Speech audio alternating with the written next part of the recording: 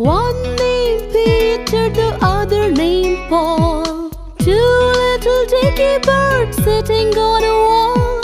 One named Peter, the other named Paul.